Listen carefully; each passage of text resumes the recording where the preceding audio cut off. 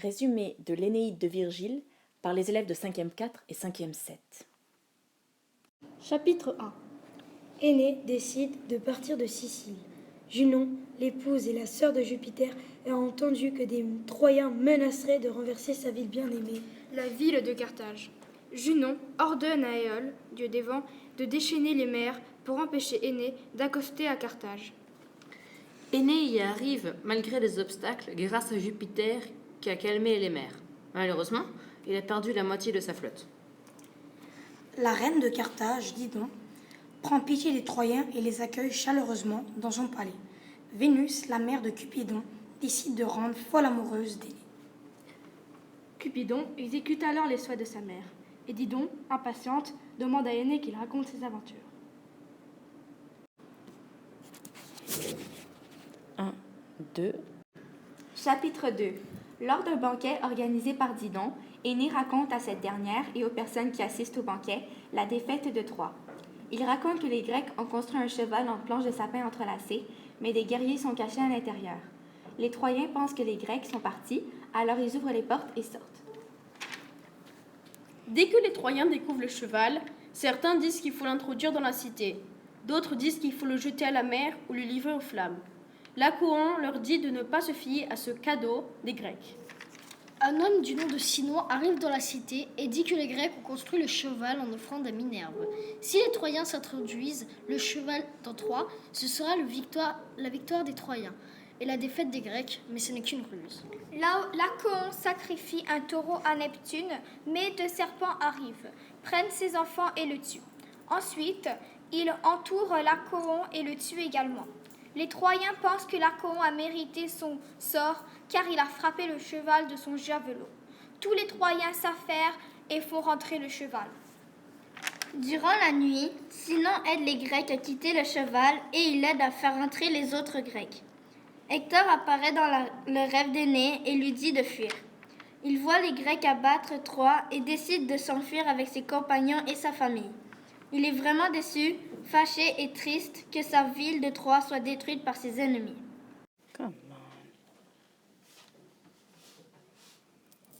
Chapitre 3. Ce chapitre raconte le sort de Priam et de sa famille. Il raconte qu'ils ont été tués par Pyrrhus. Puisque Troie est en train de s'effondrer, Énée préfère fuir avec sa famille que combattre et de la voir mourir. Alors, il va la chercher.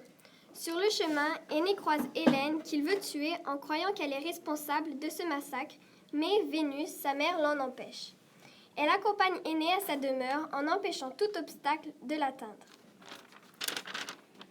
En arrivant chez lui, Énée oblige son père à partir. Celui-ci refuse, en prétendant qu'il veut mourir à Troie. Énée prend alors de force Anchise blessée sur son dos, lui par la main et Créus, sa femme, à ses côtés. Ils partent pour fuir Troie. À la sortie de la ville, Énée remarque que sa femme n'est plus présente à ses côtés. Alors, il retourne vers Troie pour aller la chercher. Arrivé près de sa femme, destinée à rester à Troie, elle lui explique qu'il devra trouver une nouvelle épouse et fonder un nouvel avenir sans elle. Il essaie de la serrer dans ses bras une dernière fois, mais en vain, puis elle meurt. À la tombée de la nuit, Énée a rejoint ses compagnons dans l'enceinte d'un temple. Il est surpris de voir tant d'hommes, de femmes et d'enfants. Voyant que les Grecs tiennent la ville entre leurs mains, Énée renonce alors à tout espoir de reconquérir Troie. Il part donc, avec tous ses compagnons, en quête de nouvel avenir.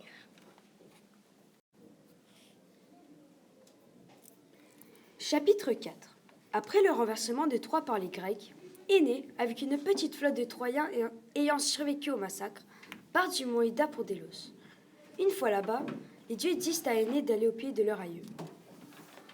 D'après Anchise, il s'agit de Crète. Arrivé à destination, la peste affecte le peuple troyen. Les divinités disent à Énée qu'il faut aller en Italie. Une tempête les a repoussés vers l'île des Strophades, les îles des Harpies. Pendant le repas, ils sont attaqués par celle-ci. Le héros fait l'erreur grave de les contrer, ce qui entraîne la prophétie de Séléno, la terrible Harpie. Vous irez en Italie, Mais vous vivrez dans la famine et mangerez vos tables. Il quitte l'île, longe les côtes et s'arrête au port Shawnee afin de gagner la ville de Butorte. Andromaque est surprise de voir Aînée dans la forêt. Elle lui raconte à quel point elle est malheureuse. Apollon lui dit que quand ils trouveront une truie blanche avec 30 nourrissons sous un chêne, ils seront arrivés en Italie, la véritable destination. Une fois en mer, Charybde et Scylla apparaissent. Ils les esquivent avec une grande dextérité. Il vit sur l'île des Cyclopes. Sur celle-ci, il rencontre un ancien compagnon d'Ulysse qui leur dit que Polyphème arrive. Les Cyclopes leur lancent des rochers, mais ils s'échappent à temps. Sur ce, Énée finit son récit. Chapitre 5. Didon, la reine de Carthage, est folle amoureuse du Troyen Énée.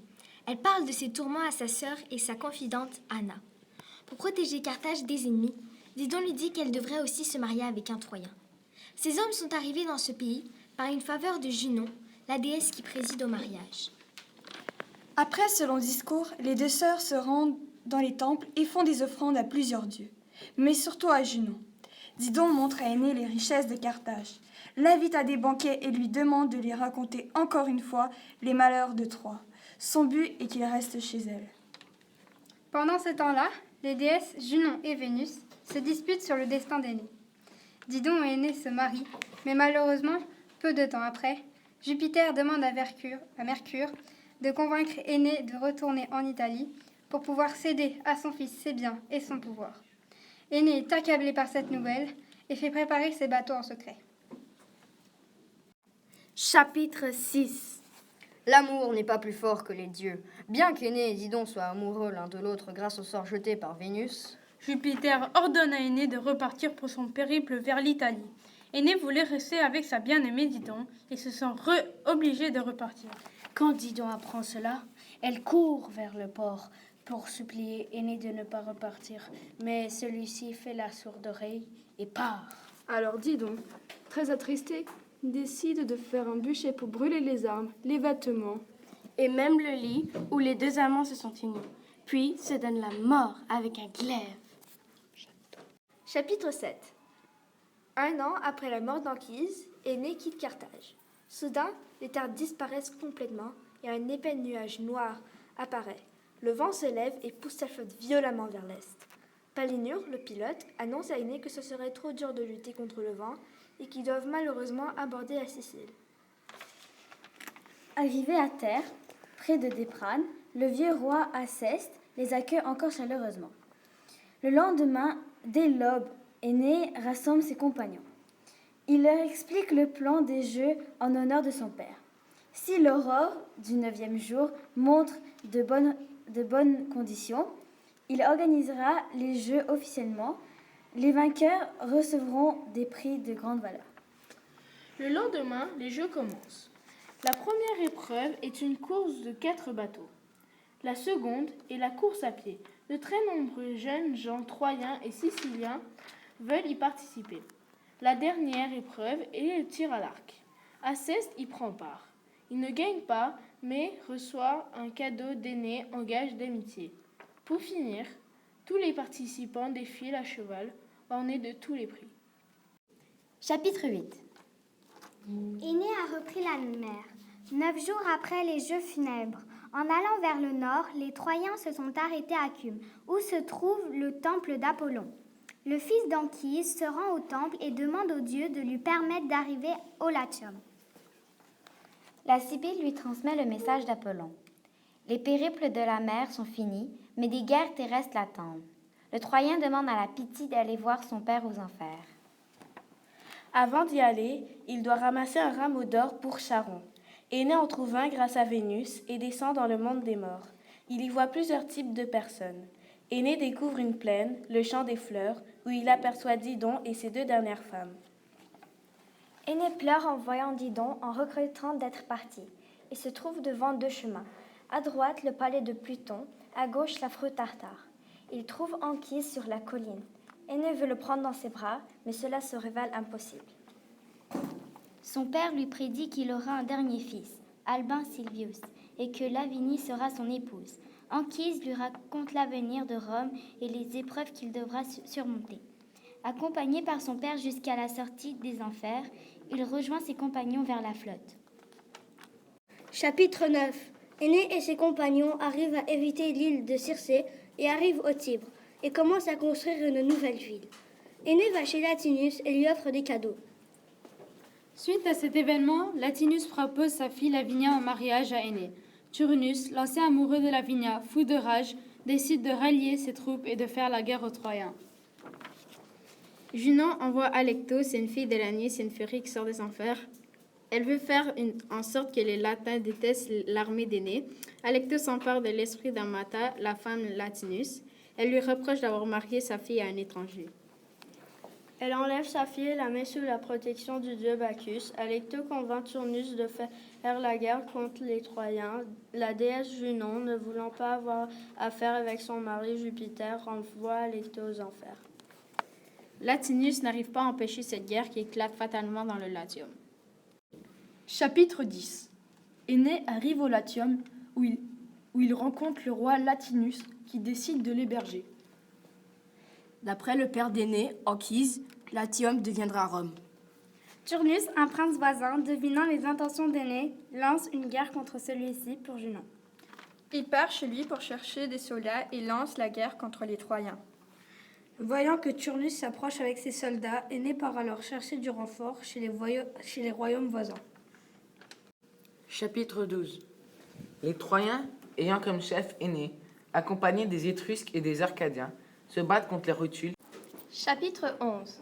Par la provocation de Junon, Turnus et ses alliés attaquent à plusieurs reprises le camp troyen. Celui-ci est dirigé par le vaillant héros, Énée, qui fait alliance avec Évandre, son peuple, et les Étrusques. Pendant une de ces nombreuses attaques, Turnus envoie un lance enflammé sur une tour colossale du camp troyen. Pourtant, il a réussi à la brûler. Le feu atteint aussi les portes. Le peuple d'Énée continue à lutter et se défend admirablement. Cette bataille est interminable. Du côté de chaque adversaire, il y a autant de morts et de blessés que d'attaques contre l'autre camp.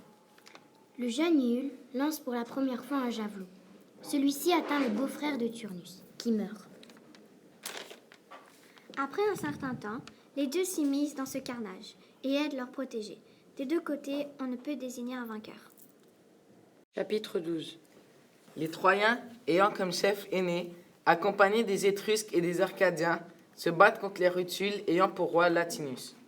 Ils se battent pour savoir qui de Énée le Troyen ou de Turnus en Rutule épousera Lavinia. La bataille fait rage, mais aucun des deux clans ne semble gagner. Camille, une jeune fille courageuse, décide de se battre elle aussi du côté des Rutules, mais elle se fait tuer par le javelot d'Aaron. La bataille continue et plusieurs guerriers meurent. Alors Énée et Turnus font un duel. Mais avant même de se commencer, Énée se fait toucher par une flèche, mais personne ne sait qui l'a tirée. Heureusement, il guérit grâce à une eau bénite par sa mère, la déesse Vénus, et retourne se battre vaillamment contre Turnus. Énée, plein de force, réussit à toucher son adversaire et cruellement plante son glaive dans la poitrine de Turnus qui part aux enfers.